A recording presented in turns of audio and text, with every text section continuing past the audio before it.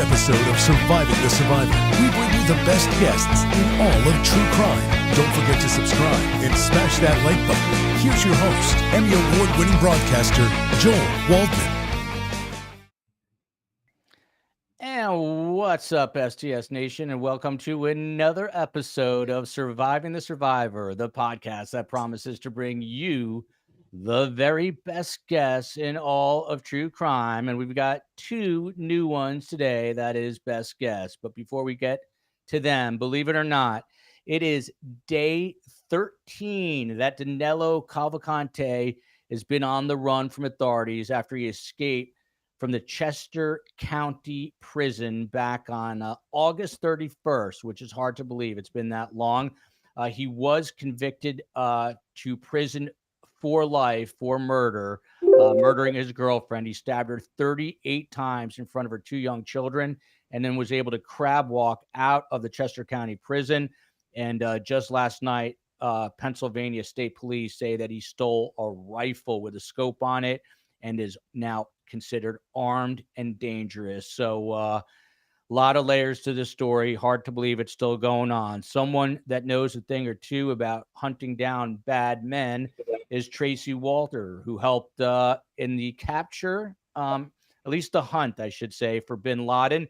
She's one of the few women to serve in both the Directorate of Operations at the CIA and as a special agent at the FBI. From 2000 to 2004, she was part of the CIA's Counterterrorism Center Weapons of Mass Destruction Group, followed by the FBI's Chinese Counterintelligence team. She now works as an author and adjunct professor of criminal justice at TCU, Texas Christian University. She sits on the board of directors of Girl Security, and she's the author of The Unexpected Spy. So welcome to Tracy. Hopefully everyone's hearing me. Plant Piggies, thank you. She says she loves a new studio, and I love that comment so much. I'm bringing that up right now.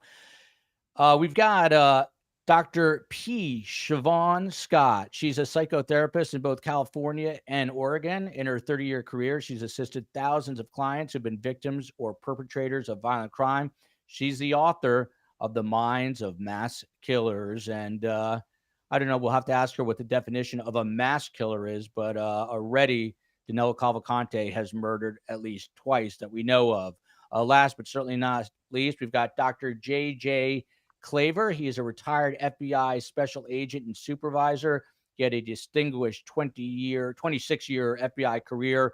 He was involved in cases across the broad spectrum of the FBI's jurisdiction.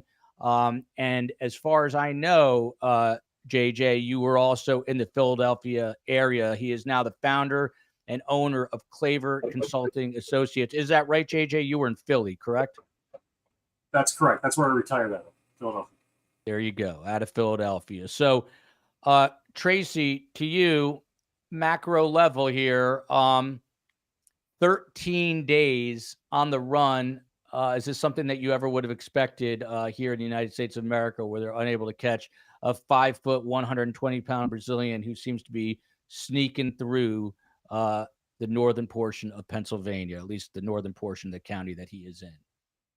So big picture level, I think the answer to the question is yes and no. We have to remember that this is an individual who fled Brazil and then fled through the rainforest, the jungle there, and made his way illegally into the United States. So I think, we're used to people having those quintessential survivalist skills, but this individual, he went through different countries, to get here. And so I do think that he completely has the capability to stay at large. I also think too, just in the work that I did with drones at the agency, that they may be having some trouble, and I can't say for certain. And I maybe JJ can speak more to this. It's a wooded area, and a lot of times IR doesn't do well in terms of drones in densely wooded areas. The wood disperses the heat differently. So that might be something that's complicating this, although I can't say for certain. I'm unfamiliar with the area. I think we like to think, they keep saying they've set up a perimeter, they set up a perimeter, they set up a perimeter. A perimeter is not a physical wall. People get through that perimeter all the time. And so I think that we sort of have this false narrative in mind that if you set up a perimeter, no one's getting through. And so I'm not necessarily surprised that they haven't caught him yet, given his background. JJ, you're kind of a hometown guy. Do you know this section of Pennsylvania well, and how complicated are the efforts? And in a little bit, we're going to roll some video just to give you a recent video to show you how tough this is at night, because it's also been foggy. But can you tell us a little bit about the lay of the land there, and also if you're surprised that this has gone on as long as it's gone on? Well, to answer your second question first, no, I'm not particularly surprised. I mean, I liken this a little bit to the Eric Frame manhunt in 2014, and I was involved in that in the Poconos area. That went on for 45 days. Now, that took place in a much less populated area. That was up in the Poconos, and the guy they were looking for, similar to this, had some pretty good survival skills, outdoor skills. As far as this area goes, yeah, I am very familiar with this area.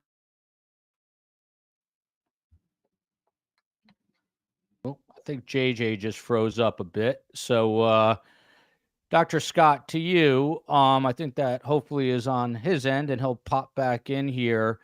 What about the psychology of this? That is your specialty. How do you read this person, Danelo Calvacante, from a psychological perspective? I know it's hard to diagnose someone, but what do you make of him from what you know so far? I think with a person like this, it's pretty easy to say that they're psychopathic. You know, he obviously kills without any remorse. He has no empathy. He's incredibly cruel. When you stab a woman that you supposedly love 38 times in front of children, this is an unusual person. There aren't very many pure psychopaths among us, fortunately, but I think he would fit in that category.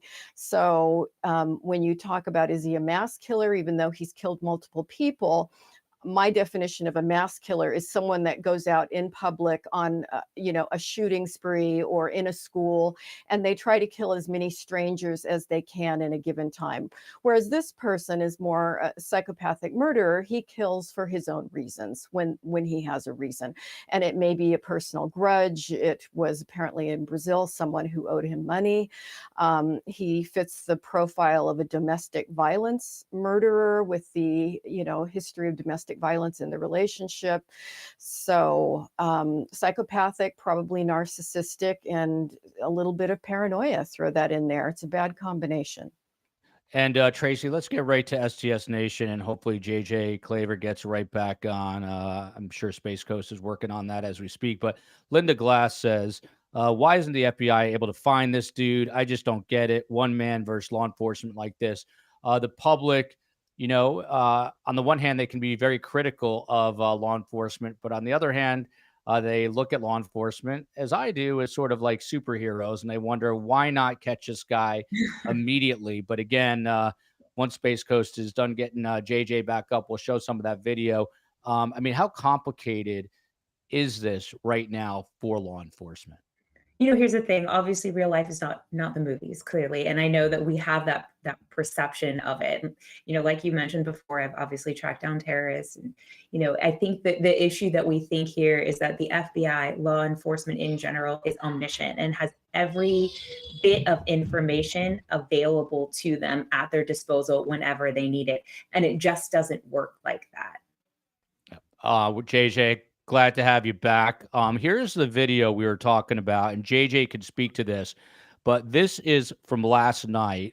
Shout out to KYW, where the COE used to be a reporter. You can see a police officer there, but you can see the thick fog. JJ, can you kind of tell us just what we were looking at there? Again, just in terms of the topography of the land there and where this guy, the different places he could be hiding.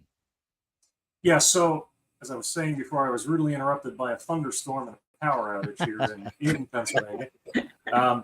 So the area is kind of a combination of very wooded, almost forest land and farmland, and then pockets of densely populated areas with a lot of homes and businesses and farms.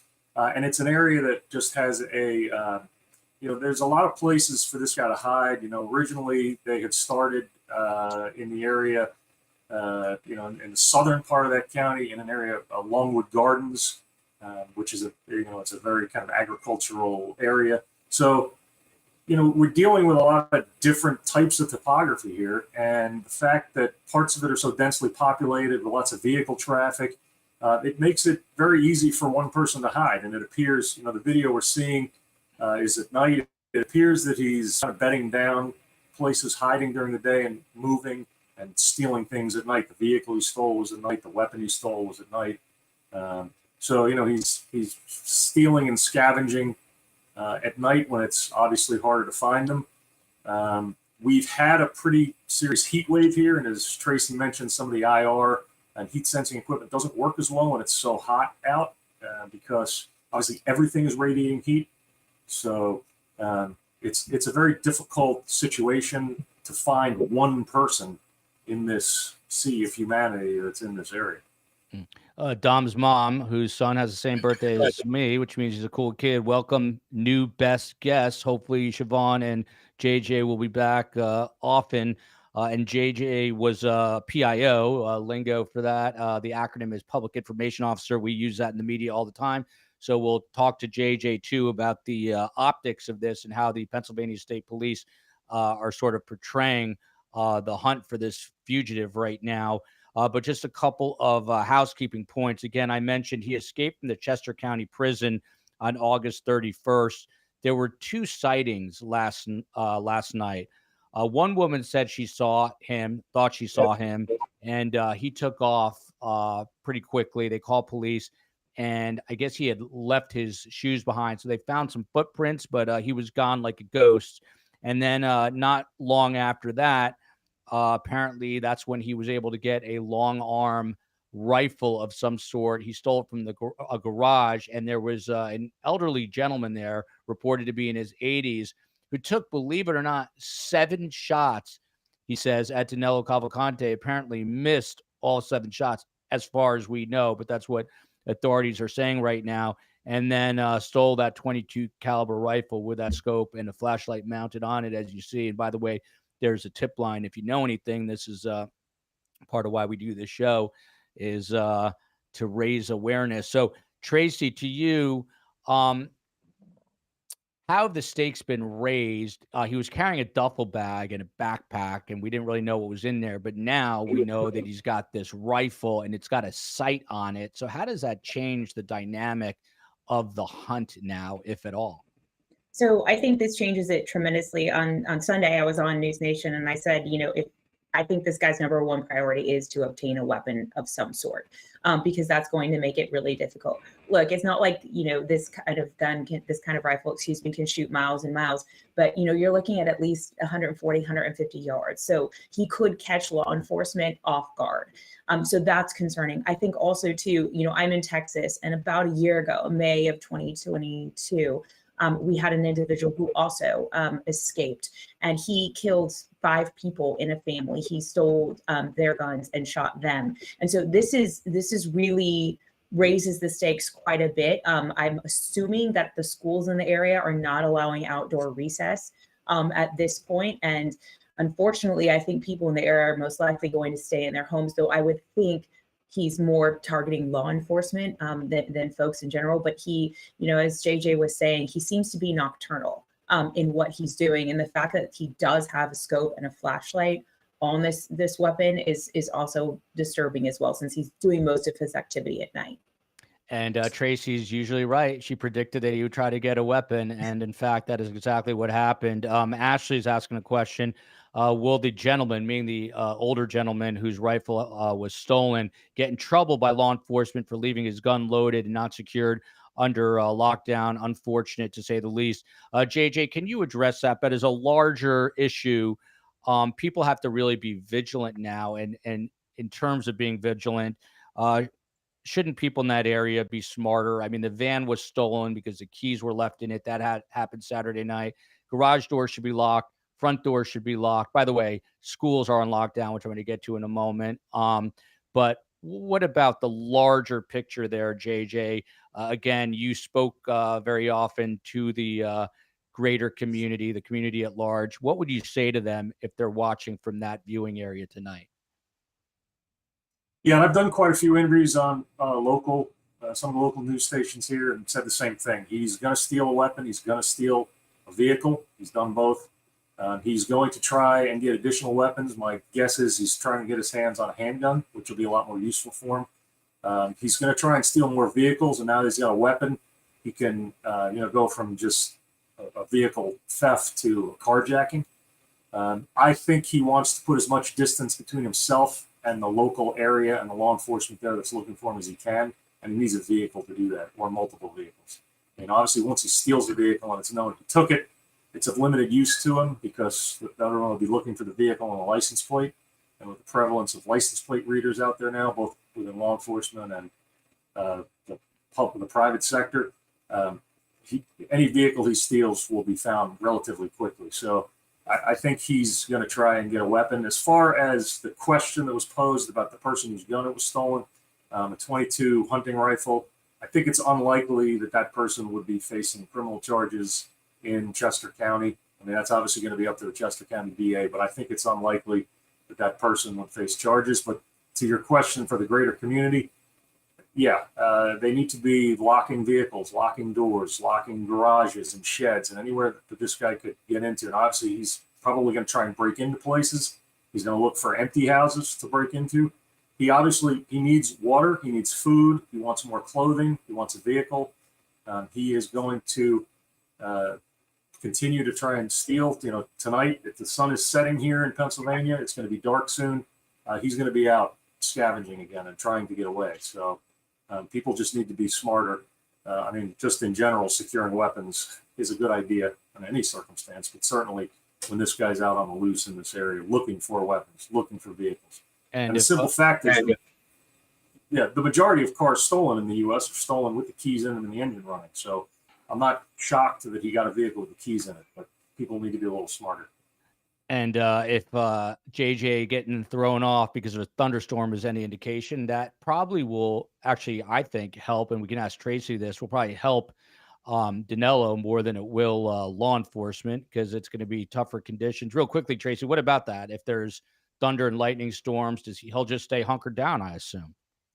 I think he'll stay hunkered down, but that also means that law enforcement's air resources will also stay hunkered down. And air sometimes can cover a lot more ground and help you find people a lot more quickly. And so you're losing time in that if he is able to move around during a thunderstorm, which honestly, he escaped prison. I wouldn't be surprised if he was moving around during a thunderstorm.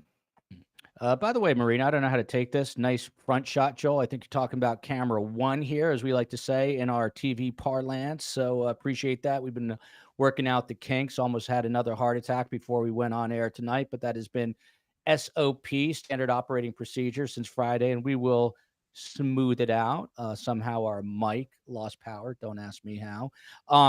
Back to you, Dr. Scott, otherwise known as Siobhan. I always ask doctors, by the way, because I get yelled at. How come you're not calling JJ Claver a doctor or Siobhan Scott a doctor? And I asked them before the show, do you want to be called doctor? And they said, no, call me by my first name. Siobhan, someone had Ketchup, actually, I think it was, good friend of the show. She said, is there any way that he's coming out of this alive?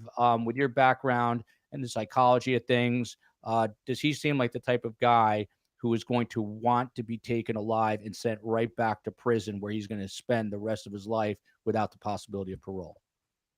We can't completely predict things like that. Obviously, he's very motivated to be out of prison. He's bold, entitled, resourceful, predatory, and vengeful. So does that mean that he would rather die than go back? It's certainly possible. There are now 500 plus law enforcement members working on this case.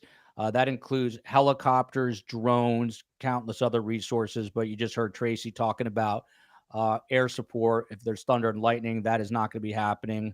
Not sure. Drones, I think you probably could still send up, but I don't know what you're going to see from that perspective. And I also saw today they brought in horses.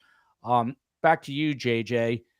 I hadn't really thought about horses. You always think about dogs, but horses can get through some of this sort of more wilderness-like land out there. How are horses utilized, JJ?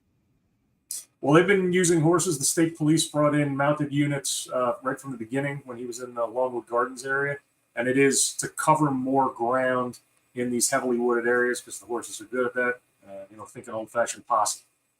So those horses and dogs, they've got dogs scent, looking for his scent. Especially it helps now that they've recovered his prison shoes, because the dogs can use that scent to try and pick up a trail. Tracy's right with this bad weather. The air resources are not going to be as effective if they're used at all. But I know Border Protection has brought up, their Blackhawks, and they're flying those in the area in addition to the state police helicopters, deploying the aerial technology looking for this guy. But, they're throwing everything they can at this search, all the federal, state, and local law enforcement agencies that are involved. Again, very similar to the manhunt in 2014 for Eric Frey and the Poconos. There were police from New York, New Jersey joining the hunt. So I would anticipate at the command post we're seeing the same thing here. And JJ, Caroline Miller says, God bless him for trying to shoot Danelo. The reports are that this guy who's 80 years old shot at him 7 times but missed. Do you think there is a chance that he was injured? How do they know that, he missed with all 7 shots? And how tough is it to actually shoot someone for those of us who are not firearms experts like myself? Well, I mean, obviously, if you're not trained, it's one thing to shoot at a stationary target, a piece of paper. It's another thing to shoot it in the dark at someone who's fleeing and running. It's very difficult. And that's why law enforcement trains, when the FBI does firearms training, we don't just stand in the line and shoot at paper targets. Shooting it at doing combat courses and shoot houses for that very reason. So the fact that this person didn't hit him is not surprising. This is probably someone who's not trained, who doesn't practice. And it's, combat shooting is a lot different than target shooting. The state police are saying he's not injured. They probably would have found blood or a blood trail in the area if he'd been hit. And they also probably, looking at the scene, they might have accounted for all 6 or 7 shots that the guy said he fired. They're going to look at the gun. They know exactly how many shots he fired. If they can look in the wall in the area and find all of the rounds, then they know he wasn't hit and they're not finding any blood. So it's likely he was not hit and injured. Tracy, Northern Knight says probably doesn't have much ammo, but just 1 bullet is too much if he uses it, against somebody who gets in his way. But he's also got a scope on that, Tracy. So, how far away could he potentially, fire at someone from? And you talk to the dangers, but the scope on top of this makes it even more difficult, doesn't it, for law enforcement? So first of all, JJ, I wholeheartedly agree with you. It's much different shooting under the stress and pressure, which is why, we're trained in situational awareness. And so it's not at all surprising to me that all of those shots were missed. I probably expected in a situation like that. He probably only has whatever ammo is in the gun. So I don't know how many were in there, how many had been expelled. It's hard to say. My guess is he's going to try to acquire more at some point. Look, I think that now that he has the scope on it, it's going to make a long shot much more accurate for him, which is really tough as well. And I know I'm kind of diverting away from the question here, but I've seen a lot of people ask this question. It's something I teach in my criminal justice class. A lot of folks are wondering if he is caught, he's going to be sent back to Brazil. That's not going to happen here in the US. If you're not here legally, you have to finish out your prison sentence, and then you are deported back to your country of origin. So the reality is he'll spend life here in prison. Good. I'm glad you addressed that. Yala, loving the shot of Joel today, up front and center. He's like a duck gliding on the water, but there's a lot going on behind the scenes. I'm more like a manatee drowning right now is more what it feels like. Siobhan, back to you. Someone just asked, will he take hostages if he feels threatened? What do you think? I think it's quite likely. There's almost nothing that you could say, oh, that would be too much for this guy. That's a line he wouldn't cross. So I think it's a perfectly reasonable thing to speculate. I'm trying to get to another comment here. The comments here are flying at a breakneck speed, but we'll stick with this one. Make sure you leave your DNA on the like button. So JJ, to you, I thought this was interesting. Someone brought this up today and it hadn't really occurred to me, but law enforcement, we keep hearing about their strategy, about perimeters. There's a new, I believe, 9 square mile perimeter. Keeping in mind this all started with a 2 square mile perimeter, and now they feel that they have them with a 9 square mile area. But one thing we haven't talked about is the fugitive strategy. Do you think Danelo Calvacante is sophisticated enough that he has some sort of strategy that he is working through right now while he's on the run? I think so. I mean, as Tracy alluded to, this guy fled Brazil. He was a fugitive in Brazil. He was a murderer in Brazil. I think he has a strategy. I think his strategy is to get as far away from here as possible. In his mind, he might be thinking there's some way he can get back to Brazil. I mean, obviously, he's not flying out of the U.S., but if he can get himself to a border and get out of the U.S., so, there's only 2 of those, north or south. So I think he's going to use this rifle he has. I don't think his aim at this point is to take a sniper shot at law enforcement that's pursuing him. I think that's a little too risky at this point. I think he still believes, and maybe Siobhan would be a better person to speak to this, but I think he still believes he's going to get away. Otherwise, he wouldn't still be out there. He'd give himself up. So I think he's going to use this rifle to obtain 2 things that he thinks he needs, and that's a handgun and a vehicle. Because I think a handgun's going to be all very useful for him.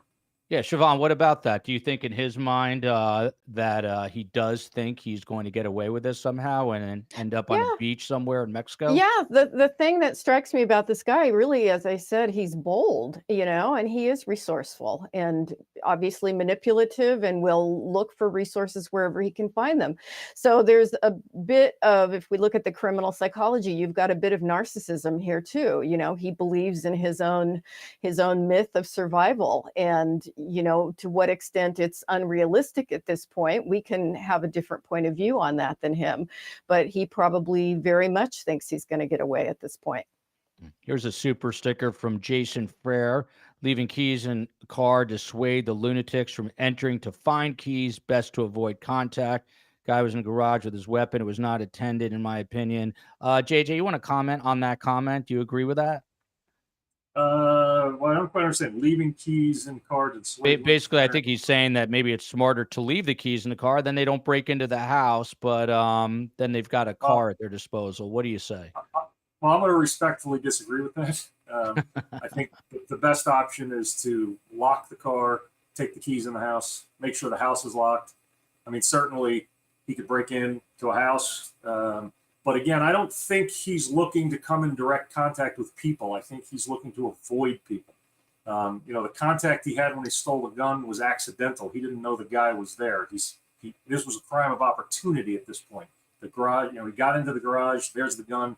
He took it. He was fleeing, and he was shot at. But I don't think he's looking to come in contact with people. I think he's looking to avoid people, because that coming in contact with people increases his risk of getting caught. Now he's going to continue. Yeah, he's going to continue getting more desperate, which might push him. And again, Siobhan is a psychotherapist expert on this, could speak to it better. But I think as he becomes more desperate, he's probably going to take more risks. And that, I think, is both dangerous to the public, but advantageous to law enforcement, because as he takes more risks, he exposes himself to getting captured. And Tracy, I just wanted you to touch on this too, because I thought it was interesting. Do you think Danelo has some sort of strategy that he's, developed over these 13 days that he's trying to follow through on to get away?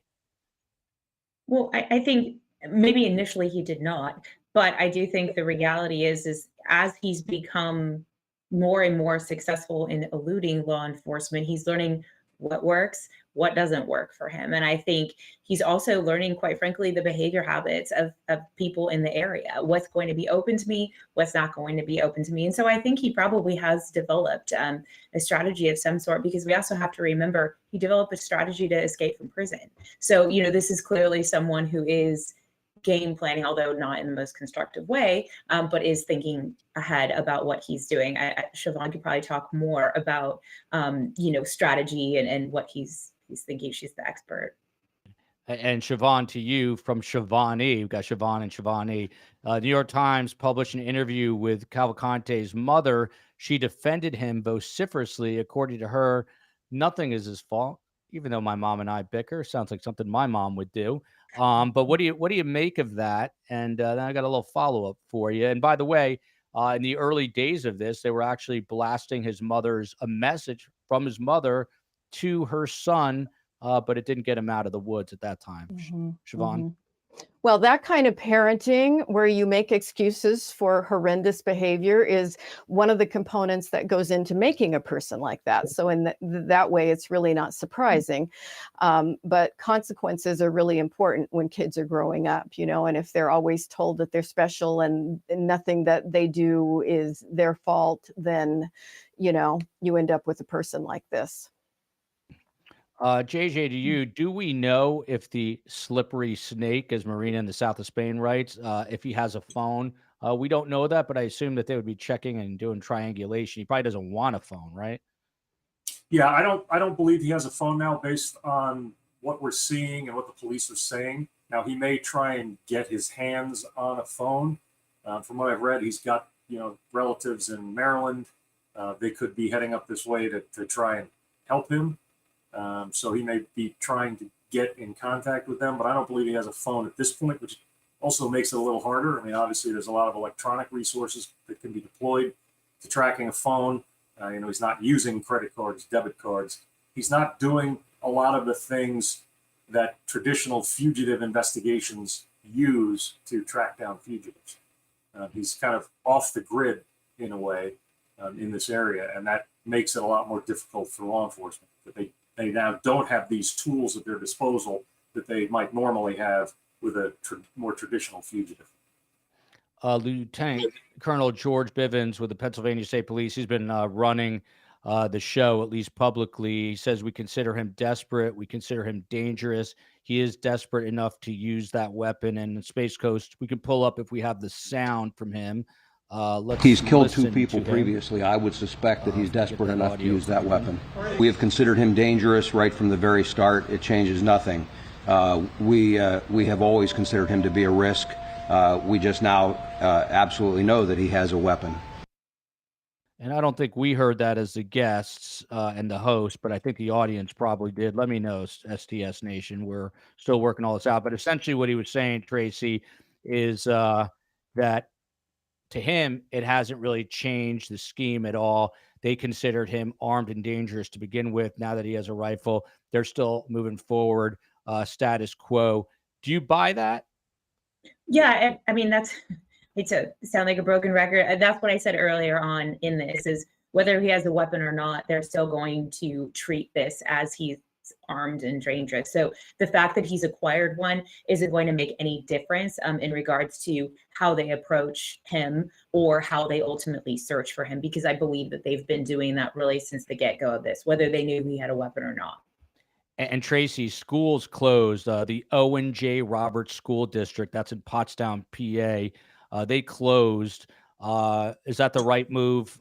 Does the public? We've talked about this before. We have kids. You wouldn't be sending your kid to school today if he was on the loose, would you? Yeah, I mean, you have to think about it this way. It's not in the teacher's purview. I was a high school teacher after I became an FBI agent, and that's not in my purview, right? To obviously I want to protect children, but I think schools aren't fortified facilities. You can't necessarily always track who's coming in, who's going out. Drop off, pickup is going to be a disaster. I think the right thing to do is to close schools. But I think what's probably frustrating for residents, and I'm wondering what Siobhan thinks about the toll that this will take on them, is that they probably feel like they're prisoners in their own home. I agree with JJ. You need to be locking your doors, locking your guns up, locking your vehicles. And that may not be something that they're accustomed to, but we really shouldn't be leaving our homes if you're within that perimeter unless it's absolutely necessary to. And I would imagine that's going to take quite its toll on the children and on the residents. Mm-hmm. Siobhan, what about that? What is the repercussions on the public here who has they are hunkered down? I've read several accounts today. The mothers, the fathers are obviously terrified for themselves and their children. What does it do to a community? incredibly stressful for everybody. And, you know, the thing that's occurred to me, he obviously sneaks around, enters homes, enters garages. We really don't know how many places he's been in where nobody discovered him.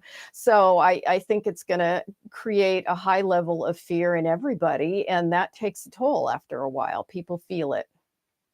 JJ from Sarah, and forgive me, I think that is that Ski Hat Sarah? I can't tell on this new chat, but the question with the weather tonight, how are they going to maintain the perimeter? Is it, we talked about it a little bit, but how do they try to maintain this 9 square mile area perimeter that they've now reset up? Well, I mean, as Tracy already mentioned, the perimeter is not a human wall of law enforcement officers covering every square inch. That's just not feasible or possible. So, they have this area that they're looking in, and, they're going to have law enforcement officers spread around, particularly in the higher traffic areas, and then in areas where they think he might, be on foot. So, they're going to be out there in the rain. They're not going to let up just because it's bad weather. So, they're going to do the best they can, but it's difficult at night in bad weather. Covering that large an area. Is it possible he's going to slip through again? Absolutely. I mean, I think the key to this is, getting tips from the public and having people check if they've got cameras at home and in their businesses. If they're getting motion alerts or they're seeing anything unusual on the video to get those tips to law enforcement, either through the tip line or just calling 911, but getting that information quickly, because if he's cited, you want to get law enforcement to the area that he was seen as quickly as possible. And JJ, can you just, for those of us who are not from Pennsylvania, weren't following the news that closely back in 2014, who was that person you guys were hunting? I think you said it was 44, 45 days. What was that like? Yeah, so Eric Frayne, he took sniper shots at state police barracks up in the Poconos area in northeast Pennsylvania. And he shot and killed a trooper. A second trooper who was inside the barracks heard the shots and came out. He shot and wounded that trooper. And then he fled the scene in his Jeep Cherokee. He was driving at night on dirt roads with no lights on. And he crashed his vehicle into a creek. And the vehicle was recovered the next day. So he was identified. That was a long manhunt in a very kind of remote wooded area. He was living in campsites and moving around every day. That was a very intense search, again, covering a very large area with aerial assets. It was in October. The shooting took place in September, I believe, and he was captured in October, about 45 days later. So, but just a ton of law enforcement resources thrown at that manhunt. They were doing grid searches of certain areas. So, it's very labor intensive to do these kinds of searches of these large areas. I mean, he was captured by one of the search teams at an abandoned airport hangar where he was seeking shelter. Yeah. And Siobhan, to you, what about the flip side? We talked about the community sort of mental health, but what about law enforcement? Now they're working a perimeter and a scene where the fugitive has a long arm rifle with a scope on it. And as the days go on and people are getting less and less sleep, and I'm talking law enforcement, how does it weigh on them? Incredibly traumatic for them, and their anxiety has to be at a very high level. And then you've got the expectations of the community that, they're supposed to be superheroes and catch this guy quickly. It's horribly difficult for police. And Tracy had to bounce off early. I'm hoping it wasn't this early, but we'll see. We'll see if she comes back on here. But I do know she had to hop off around 7:50. Law enforcement, according to Raul Thomas, broadcasted on the scanner last night that the rifle had a 10-round magazine. So that's could do a lot of damage. The source is Fox 29 in Philly. Love that Raul is sourcing his information. Not sure if that's been walked back today. I have not heard about that.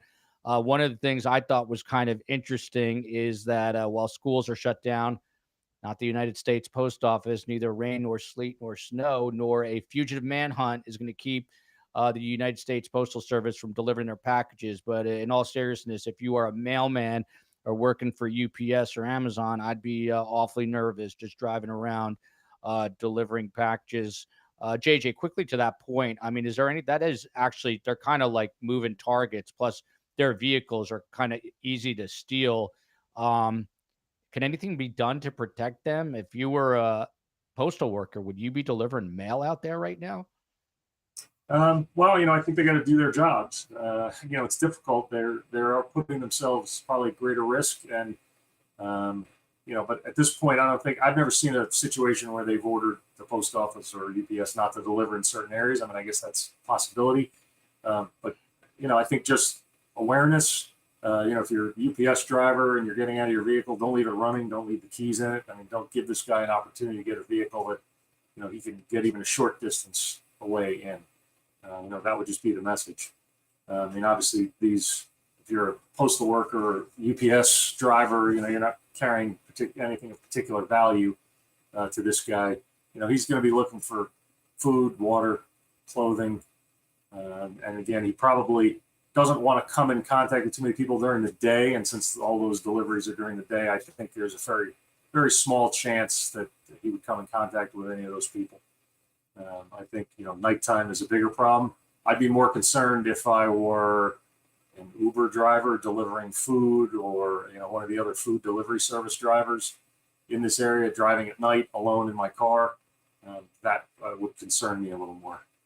Yeah, it might not be worth those few extra tips there. Jody Johnson, Joel, these are three very knowledgeable guests, down to two now. I think Tracy did tell me she had to run a little early. Usually we go as SCS Nation goes a bit over an hour. So if she had to leave, it was great to have Tracy on. If she pops back in, we'll talk to her for a few more minutes. To you, Siobhan, I've been meaning to come to you on this question. So I saw something pretty interesting. His sister, whose name is Eleni, she was working as a housekeeper, but now most of us have heard the story that she would not cooperate with police. And so she's in the custody of ICE now. She's being threatened with deportation. But during his murder trial, she testified, and I saw a bit of the transcript. And just to sort of paraphrase, she said she could not tell whenever her brother was upset, that his mood is very sort of nonchalant. Even after he murdered his girlfriend, stabbing her 38 times, he called her on the phone and she had no idea. That he's very sort of matter of fact. What do you make of that, if anything? Yeah, it does not surprise me at all, because if you have someone who's a true psychopath, they actually have structural differences in their brain that we've identified now. So their amygdala, which is the anxiety center of the brain or the fear center of the brain, their amygdalas are smaller. And this means that they don't have the typical fear or anxiety responses that the rest of us have. So they can do these incredibly, awful, bizarre, violent things that most of us would go, oh my gosh, if I was involved in something like that, I'd never be the same again. And they can stay completely flat. So that does not surprise me. By the way, Lieutenant Colonel Bivens said, no perimeter is ever secure. His quote is, and as I said, quote, no perimeter is 100% secure ever. I'm not going to make excuses. I wish it had not happened. This is a minor setback. We'll get him. It's only a matter of time. To you, JJ Claver, you were kind of the face of a lot of stories as a public information officer. What part of what he is saying is true? And I don't, imply that it is not true, but what part of what he's saying is also, to be publicly facing and present the optics as though we are in control? How would you guys sort of negotiate all of this behind the scenes? Yeah, I mean, it's difficult in a situation like this where he has to stand up every day, at least once a day, sometimes more, and provide these updates that the public is expecting, but he's delivering news that no one wants to hear. I don't think I would categorize it that I don't think anyone's done anything wrong here. Unfortunately, things haven't necessarily gone right. So, at this point, I haven't seen anything glaring that I would say, wow, law enforcement really screwed up here. But he's correct in that no perimeter is ever secure. But he's saying, we're not making excuses. This happened, he is conveying the confidence that law enforcement has that they're going to get this guy in custody. But obviously, no one's safe until he is. And just as a quick diversion, I just want to follow up on what Siobhan said. Kind of more towards this guy's motivation and how he's behaving. I'd be very confident to say that the FBI's behavioral analysis unit is probably involved in this at this point and is advising the state police and the FBI units that are involved in assisting the state police in this to provide some guidance into what is motivating this guy and what he's likely to do next. That's an important piece of this. The behavioral analysis unit is what some people refer to as the profilers. I would assume that they are involved in this and are providing guidance so that they can try and predict what his next step is going to be so that they can be there when he takes it. And Chauvin, you are that person. You're a psychologist. What do you think his next step might be in all of this as he continues to move forward? And I didn't really ask you, do you think he has a strategy in this? Yeah, I agree with JJ. I think his immediate strategy is to find whatever resources he can in the community to avoid interacting with others and to just get out of there and get as much distance as he can. And then he probably does have additional plans for leaving the country or hiding, and who knows what those are. It's hard to speculate. But I think at this point, just distance is probably what he's looking for. And we're getting the STS Nation weather update here. Flash flooding possible in that part of Pennsylvania. Marina Archetype, just to divert for 1 second here. Where's Carm? She's my co-host for the new guest. If you do not know, my mother, who's also pointing and screaming at me on the mural behind us. She co-hosts one night a week. She's going to start doing Wednesdays, but after Crime Con. She just got back from a long trip, so she will be back in about 2 weeks' time and will be with us every Wednesday for our 12:30 live. So we've got that. Siobhan, while I have you at my disposal here, why is this story gripping the nation right now? There are media outlets that never would cover this story. Typically, they are all over it. We do true crime all the time, and it's just amazing the interest and every day that passes, it seems to get that much more captivating for the public. How come? I think it's the attraction which most people have to the unusual and the strange. And I think the way that this guy escaped, the fact that there's video of it that's been on the news, it catches your attention. And then the fact that he's out in the community, it's sort of like the fear that everybody has about serial killers. It's like, oh no, where is he? When is he going to pop up? Are we safe? Is he going to come in our house? I mean, it catches our fear center. And that, I think, is what motivates everybody to want to know what's going on and tune in. By the way, the chief of everything had a comment up there about how it was Eric Frayne, the guy that JJ was talking about, and that he wouldn't stay anywhere for one place. And the COE was saying it was after she left working in Philadelphia. It's interesting. Danelo Calvacante and the COE have things in common. They never stay anywhere, any one place too long. They like to bounce around. That includes the COE. Siobhan, your wall is gorgeous. Paint name. These are some of the most important questions being asked tonight. That is from MD 2020. She actually paid for that on a super sticker. Siobhan, do you have the paint name? It was here when I moved in. When I bought the house 6 years ago, it had been painted. So some kind of teal. That's my guess. But yeah, I don't know. If you ask me, I would say it's a cool green, but that's just me. Okay, that works. Yeah, that works. So, JJ, back to you. So the Lieutenant Colonel came out and said he is absolutely looking for support. He needs that support and he doesn't have it. And we know that he has gone to at least 2 accomplices' homes. He's talked through the Ring camera, but they have not been home. Who do you think these people are? What's he trying to get from them? And the other question is, are authorities talking to them now? Oh, absolutely. They're absolutely talking to them. I mean, if it's my understanding, they were former work associates, people who had worked with him in the past in various places. he's looking for any assistance he can get. He needs certain things. He needs water, he needs food, he needs clothing, he needs shelter. He wants a vehicle. He obviously got his hands on a weapon. He probably wants another one. So he's going to try and get assistance anywhere he can. I think he's probably realizing now that is exposing him too much, and he's probably not going to be directly reaching out to anybody that he might know or have had interactions with in the past. I think that was pretty risky for him. I mean, it was great for law enforcement because they got great pictures of him. It was where they got the picture of him clean shaven and wearing the hoodie that has since been recovered. But he's going to, continue to look for clothing and food and water, things that he needs every day to survive. But I think he's going to go back to stealing, breaking into places, stealing anything that he can find out in the open, rather than trying to contact people directly. He is the most wanted man in America right now. There is a wanted sticker. And by the way, he's only 5 feet tall, 120 pounds. The tip line is on there if anyone sees anything.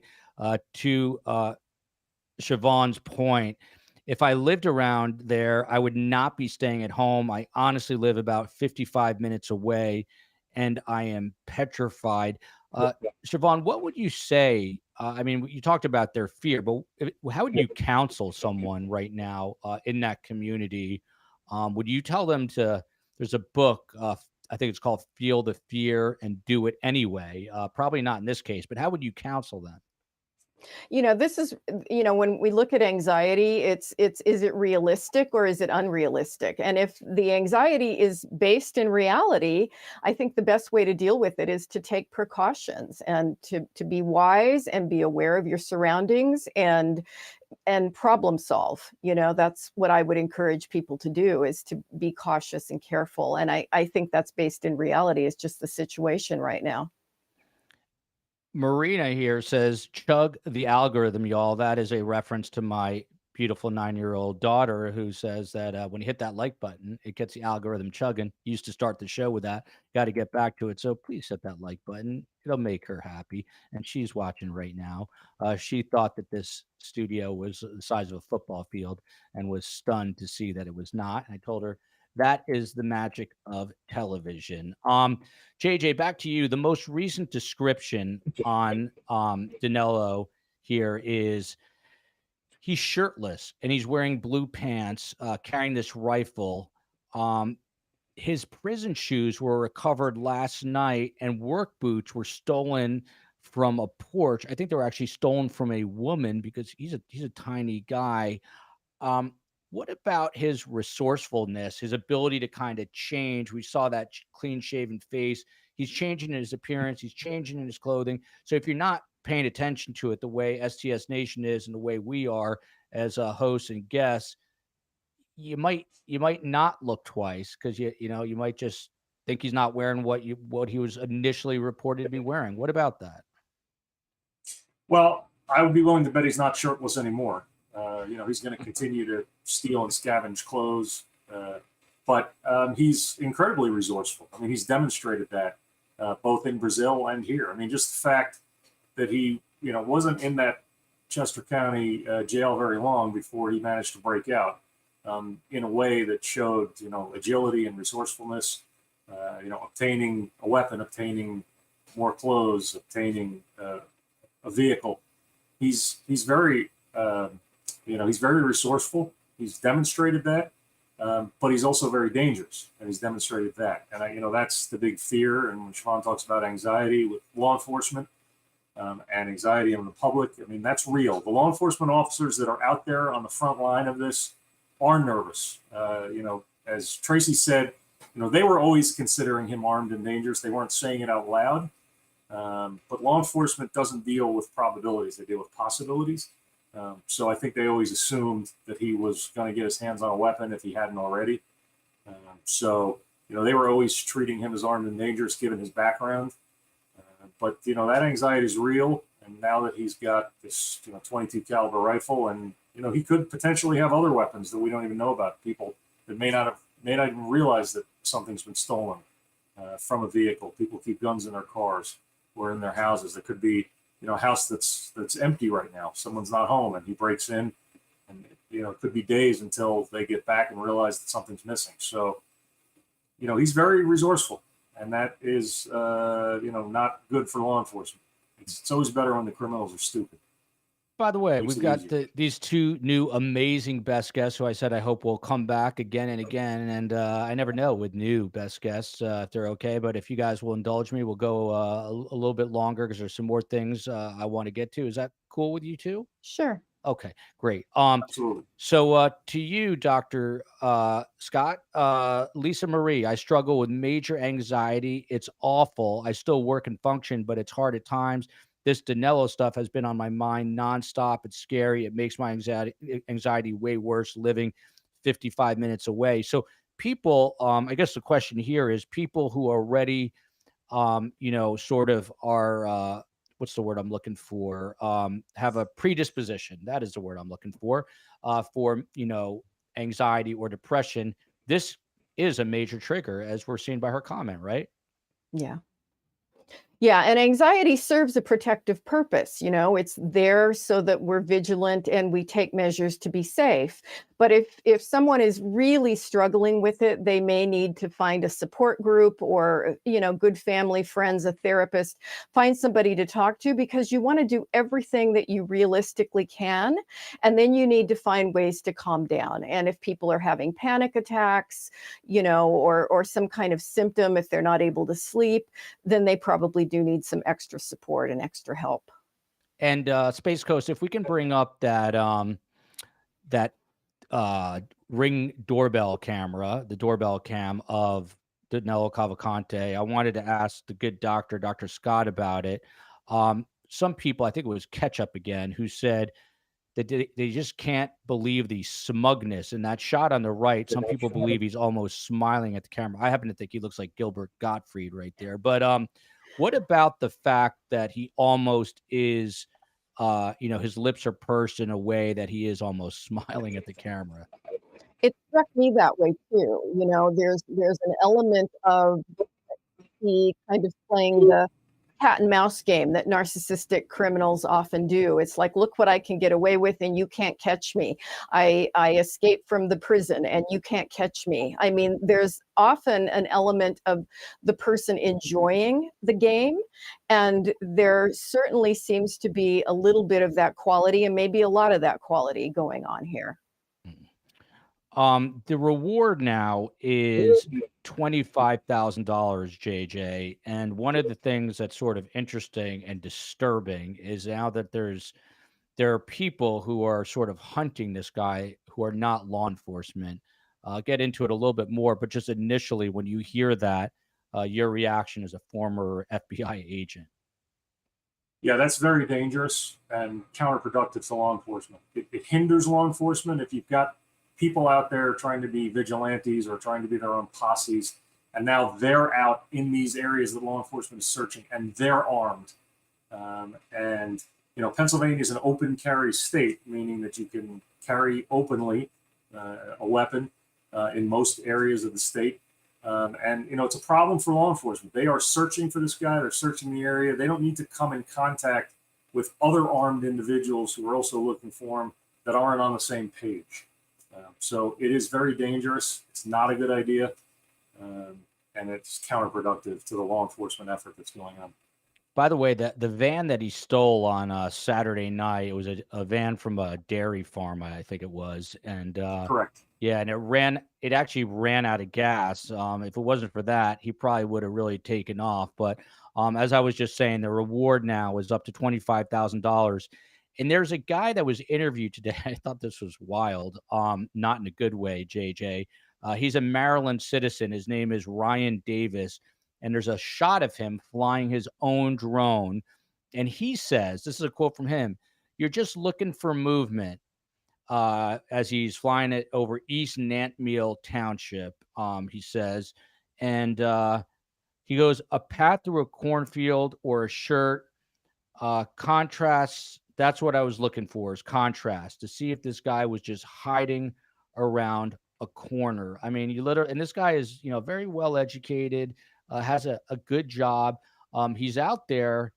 I mean, is that just stupid? He works for an aerospace company. I mean, how aggravating is this to law enforcement? And also, is it, if authorities came across this guy, do they have grounds to make any kind of arrest, impeding an investigation, anything along those lines?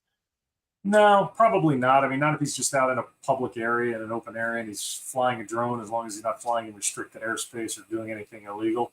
But again, it's akin to, a vigilante type person who's out there. It's just distracting to law enforcement. It can be counterproductive if you're flying a drone, and law enforcement also has aerial assets in the area. It can be interfering with those, because law enforcement, they're going to be flying what are called UAVs. Unmanned aerial vehicles as platforms for cameras, and also the helicopters are up. So, it's just counterproductive.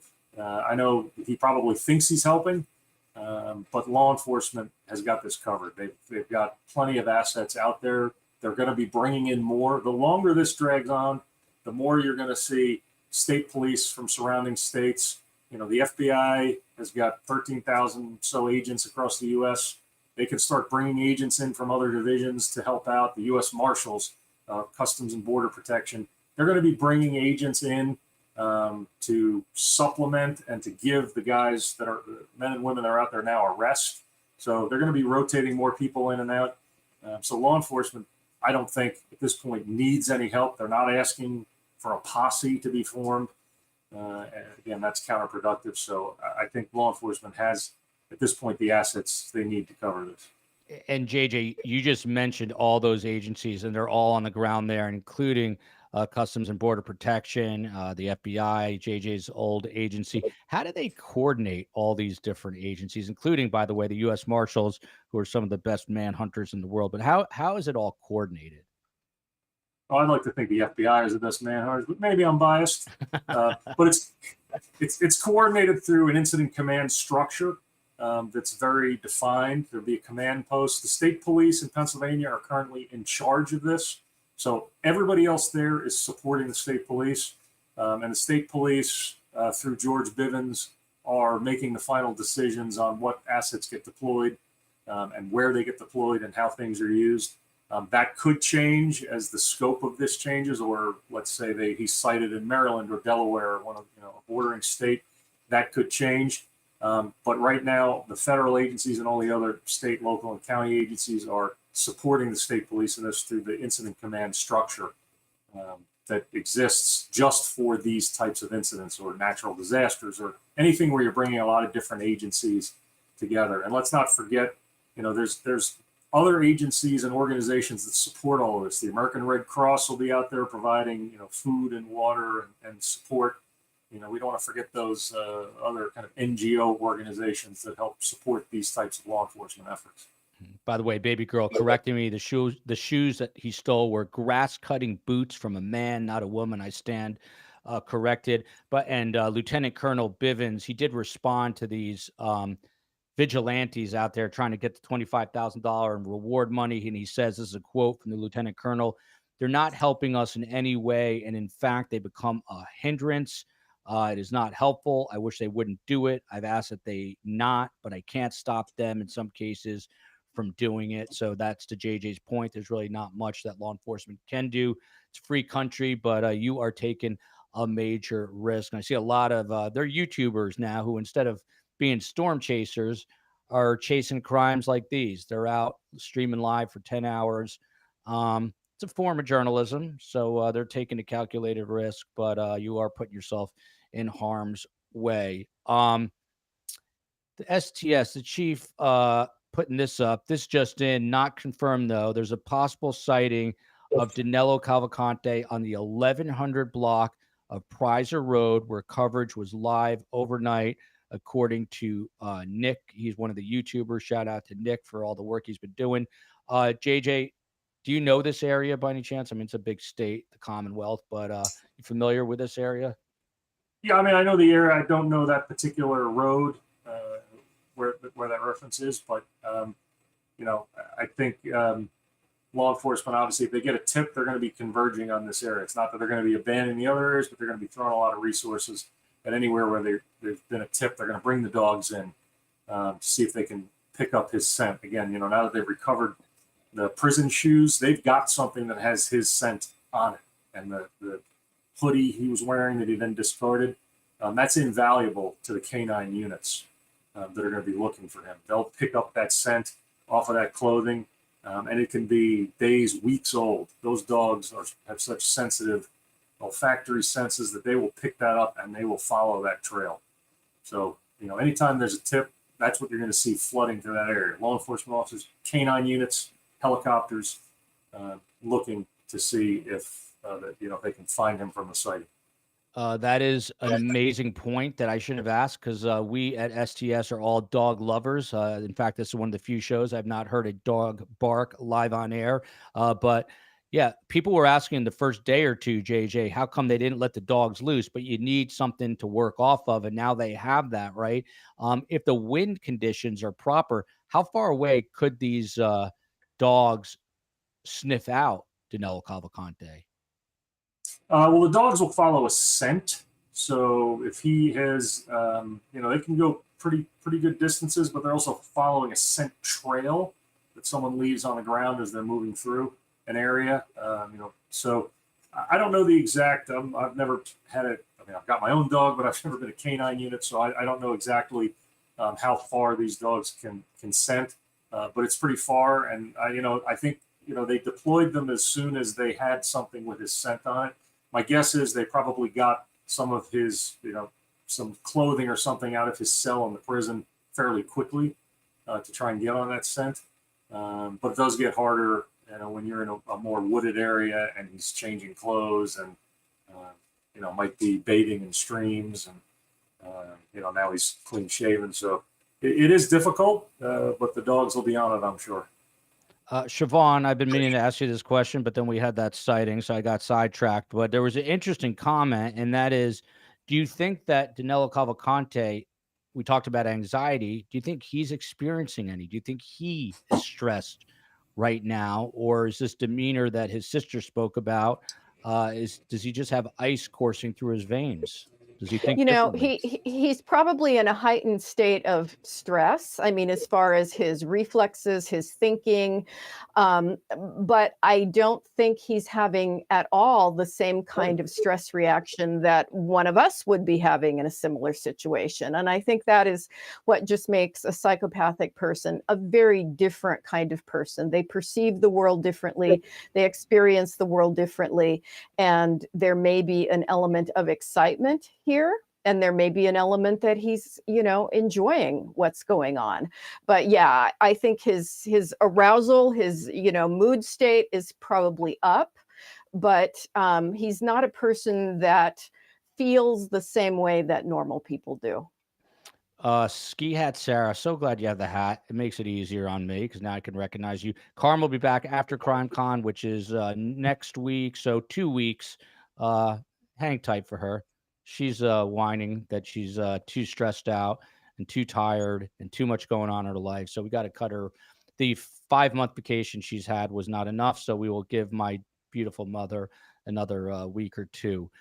Here we go, JJ. Law enforcement sometimes organize search groups. I'm no detective, but I see the S in organized. I know this is Canada or the UK. Or the Republic of Ireland, as I've been corrected. Sometimes they organize search groups for missing people. We see that in kind of grid patterns. Is there a way they can use civilian assistance to search for this escapee? Usually when they're searching for missing people, those missing people don't have long arm rifles, but what do you say? I say no, way too dangerous. The best things. Still have Siobhan. I think JJ just froze up, and he's got thunderstorms. So we're down to one, and then there was one. But hey, JJ, law back? Enforcement will not be using civilians in this kind of effort just because of the risk and danger. This guy is we're not a hearing multiple murderer who's now Space armed. Coast. There. So Go ahead, they don't JJ. want civilians anywhere near this. I'm not hearing JJ, so I'm going to go on to Governor Josh Shapiro. And JJ, we're going to try to get your audio fixed on my end. But Pennsylvania Governor Josh Shapiro on Tuesday, he defended. I'm sorry, Siobhan, are you hearing JJ? I'm hearing him. Okay. I am not, so that is a problem. So JJ, go ahead. I'll watch your lips for a second. Go ahead.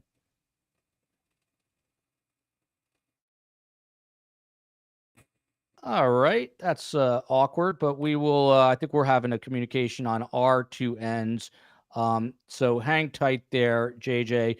Pennsylvania Governor Josh Shapiro on Tuesday, he defended police efforts to recapture Danelo Calvacante, and I quote the governor here. He says, "Law enforcement, I think, has responded well to each and every piece of information that we got, and I'm confident that we're going to get this guy." The governor also urged Danelo Calvacante to turn himself in, saying the gig is almost up. What do you think, Dr. Scott? I mean, the governor is in a weird spot. He's got to be the leader. He's got to put on a brave face here. But do you really believe do you really think he believes what he is saying right now? You know, politicians have to politic. And I think he doesn't have a lot of other options about what he can say. He wants to inspire confidence. So we just hope it's true. Let's hope so. So one quick interesting side note, I thought this was sort of fascinating. There is an egg farm out there, and they supply eggs to the Philadelphia area. And the owner, his name is Brian Donovan. It's called the Horseshoe Ranch in Pottstown, PA. Says he hasn't slept for more than 45 minutes at a time in the last 24 hours. He manages 500 acres of land right smack in the middle of where the hunt is going on right now. And Dr. Scott, he says that the choppers are stressing his chickens. So this is taking a toll on more than just human beings. What do you think of that? I feel sorry for the chickens. I hope it doesn't disrupt the egg cycle. Yeah, it's really awful. And I do hope it ends soon for everybody that lives out there. You know, we want people to not freak out, but at the same time, we want them to be vigilant. And that's a really hard balance to strike. And he said, this is the egg farmer, and then we're going to wrap it up. So hang tight, JJ. I'm going to let you get your closing thoughts in here. I'm not hearing JJ still, but that's okay. But because we're going to close out in a moment. But the egg farmer says it's weird being out there wondering, is someone in the woods watching me? Am I going to drive past him on our farm? And there's a lot of vigilante people out there that shouldn't be out there and that are driving around with guns. So then you're freaked out about them. Again, Siobhan, to you, this is his direct quote, is someone in the woods watching me? That's got to be the feeling of most people in that area now. I mean, it will get more taxing as the days go on, right? Yeah, it really is very hard on the nervous system. And I think people need a place to talk about that. They need to be able to talk about how they're feeling. And we just want it to resolve as soon as possible so everybody can get back to normal. So big shout out to Tracy Walder, who had to jump off. She's one of the few women, as I said, to serve in both the Directorate of Operations at the CIA and as a special agent at the FBI. She was with the CIA's Counterterrorism Center Weapons of Mass Destruction group back in 2000 to 2004. That is during, obviously, 9/11, and she was working on hunting down bin Laden. She's one of the biggest bad you-know-what that I know. She's now working as an adjunct professor at Texas Christian University. She sits on the board of directors of Girl Security, and she has a book called The Unexpected Spy, someone who I expected nothing more from than this great conversation is Dr. Siobhan Scott. She's a psychotherapist in both California and Oregon. In her 30-year career, she's assisted thousands of clients who have been victims or perpetrators of violent crimes. She's the author of a few books, including The Minds of Mass Killers. What makes someone a mass killer, Siobhan? Oh boy, that's about 1,000-page book there. But you have for most of the time a confluence of very unfortunate personality traits, and combine that with the internet, which often they inspire each other and it becomes gamified. And about 20% of the time you have severe mental illness meaning psychosis with delusions and hallucinations. And so it's just this confluence of cultural, social, and biology and the psychological factors that all comes together. If there were an easy formula that we could fix, we would have fixed it a long time ago. It's a complicated process. I love Diane's comment. Poor dogs having to smell those shoes. Again, JJ Claver, who's a doctor. He's experiencing thunder and lightning storms not far from where this manhunt is going on, and that is why we just lost him, I believe. So he is a retired FBI special agent and supervisor. He had a 26-year distinguished career with the FBI, worked in all different departments, including as a public affairs and media relations coordinator and spokesperson. And we thank him for joining us. He is the founder and owner of Claver Consulting Associates. If you need a good FBI agent, check out Claver Consulting Associates. I'll put the link to the website in there, and really appreciate the good doctors, both Dr. Scott and Dr. Claver, for being here, as well as Tracy Walder. A quick programming note: tomorrow, 12:30 p.m. Eastern, the fun continues with the new studio and new software. Why are so many female married teachers? Why in the world are they sexually assaulting their much younger boy students? We're going to have some psychologists on to discuss that at 12:30 and at 5 p.m. Eastern time. Tomorrow, we're going to be following the Danelo Calvacante case. I'm doing triple duty because at 8 p.m., the shaming of Jay, I go from interviewer to interviewee, going to be a guest on his show. So please join us for all that. Until then, love you, America. Love you, California. Love you, Oregon. Love you, Pennsylvania, Republic of Ireland, the UK, Australia, New Zealand, and everywhere near and far in between. See you tomorrow, everyone.